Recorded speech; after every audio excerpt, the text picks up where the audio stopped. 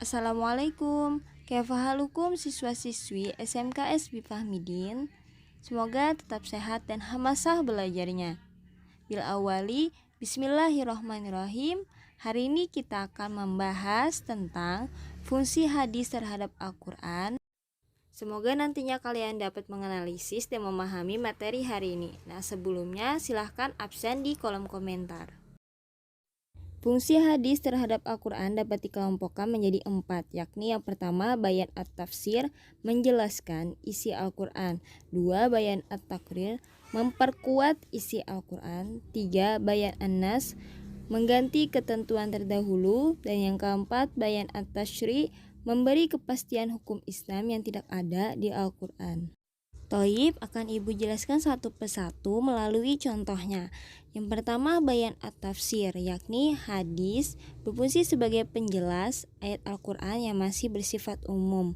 Dalam Al-Quran tidak dijelaskan secara rinci tentang bagaimana teknik pelaksanaan perintah sholat.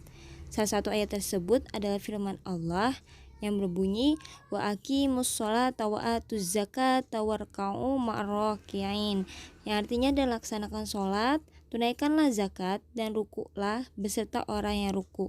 Quran Surah Al-Baqarah ayat 43.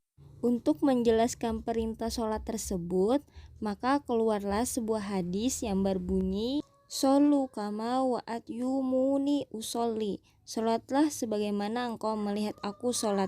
Hadis riwayat Bukhari. Fungsi hadis yang kedua yakni bayan at-takrir, memperkuat pernyataan yang ada dalam Al-Quran. Seperti dalam Al-Quran terdapat ayat yang menyatakan faman syahida minkumus syahra falyasum, yang artinya barang siapa di antara kamu ada yang menyaksikan bulan maka berpuasalah. Quran Surah Al-Baqarah ayat 185. Lalu kemudian ayat tersebut diperkuat oleh sebuah hadis yang berbunyi idza ra'aitumul hilala fasumu wa idza ra'aitumuhu fa'aftiru. Apabila kalian melihat bulan, maka berpuasalah, dan jika kalian melihatnya yang kedua kalinya, maka berbukalah. Hadis riwayat Muslim. Fungsi hadis terhadap Al-Quran selanjutnya adalah bayan nasakh. Para ulama mendefinisikan bayan nasakh berarti ketentuan yang datang kemudian dapat menghapuskan ketentuan yang terdahulu, sebab ketentuan yang baru dianggap lebih cocok dengan lingkungannya dan lebih luas. Contohnya, tidak ada wasiat bagi ahli waris. Hadis ini menasakh surah Quran Surah Al-Baqarah ayat 180 yang artinya diwajibkan atas kamu apabila seseorang di antara kamu kedatangan tanda-tanda maut, jika ia meninggalkan harta yang banyak, berwasiat untuk ibu, bapak, dan karib kerabat secara ma'ruf. Ini adalah kewajiban atas orang-orang yang bertakwa. Quran Surah Al-Baqarah ayat 180.